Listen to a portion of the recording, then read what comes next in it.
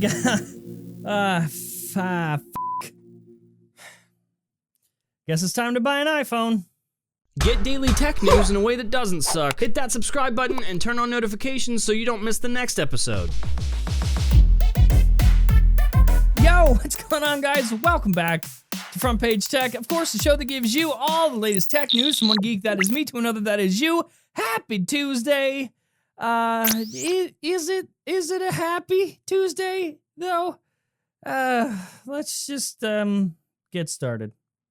Just remember, kids, even when things begin to look bleak or disappointing and embarrassing, just keep smiling because smiles equal cares and cares equal positivity.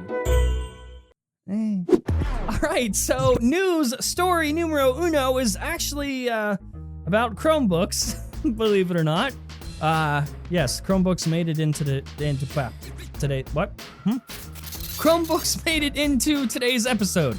There, I said it. We're good. It appears that Google is working on a secret project codenamed Campfire. It is a feature for Chrome OS that would enable dual booting of Windows 10 on Google Chromebooks. Jesus Christ. Campfire apparently will not just support the premium high-end Chromebooks. No, not just the Pixelbook, honey, but also Chromebooks from Acer, HP, Lenovo, whoever makes them. Why you go? What? Then what's the point of buying a Chromebook? Nothing says, oh, great alternative to Windows, like also runs Windows, kids. Please buy a Chromebook, please. We run everything now. It's fine.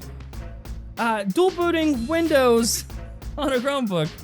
Why would I ever want to do that? Why would I ever want to do that, though? Okay, so now we have an update regarding the cheapest model iPhone coming out this year. The 6.1-inch LCD iPhone. iPhone 9, just iPhone. iPhone Lite, they're throwing that name around, iPhone Lite. That ain't gonna be it. Trust me, it's not gonna be iPhone Lite. That would be a suicide mission to call this thing the light version. Nobody wants a light version of an iPhone. No one wants a budget version of an iPhone, just the iPhone. Anyway, it might cost $699. Literally, while every other phone is getting more and more expensive, Apple is rethinking their price points, as we've been trying to tell you, and $699 for this LCD model iPhone? Woo, honey, what is even happening? Tim Cook, listen, buddy, whatever you're smoking, keep smoking it, please. What if this was the plan all along? To charge crazy, obscene amounts of money for iPhones to convince Android manufacturers that they can also charge obscene amounts of money for iPhones, and they start doing it, $1,000 Android devices, even higher price points for some Android devices, and then Apple's like, whoop! Pulls back and is like, never mind, f*** you, everybody else. You remember the good old days when Android was just busy being Android, paving its own path, innovating in its own ways? Yeah, the f*** happened to that?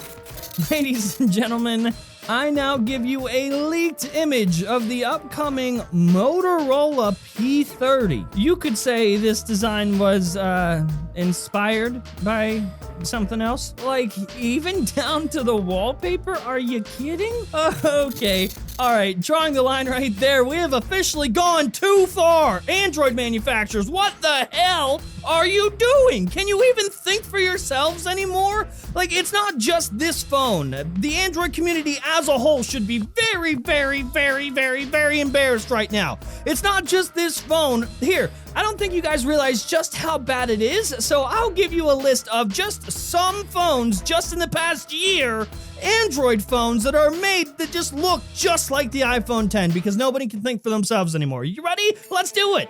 Honor Play, Honor 9N, LG G7 ThinQ, Huawei Nova 3, Huawei Nova 3i, Oppo A3s, Oppo F7, OnePlus 6, Huawei P20 Pro, Vivo V9, Honor 10, Huawei P20 Lite, Asus Zenfone 5Z, the Motorola P30, oh, and the Pixel 3 XL-ish, kinda, I take that one back. The Pixel 3 XL actually looks too terrible to include it in this list. And those are just the phones. Let's not forget about Android itself. Like Google including notch support to turn on the green light and let everyone know that they can also include notches in their phones. Oh, and the gestures in Android 9 now.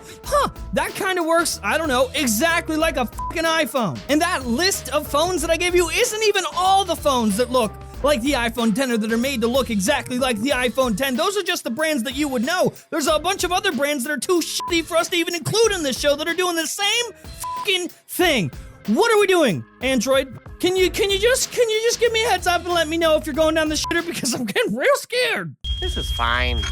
I'm okay with the events that are unfolding currently.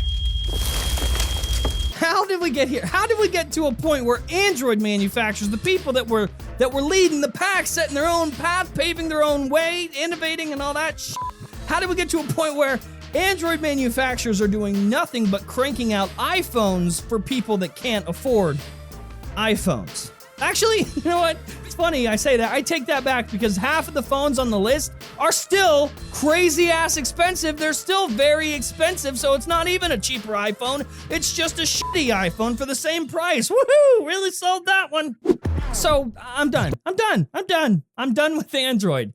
I've been using Android for years, and I am officially fed up. I am officially done, because why would I pay for the generic Dollar Tree version of the iPhone if I can just get an iPhone? So that's exactly what I'm doing. In a month or two, I'm spending a shit ton of money on new iPhones, and I'm done with Android. That's it. Android, call me when you get your balls back.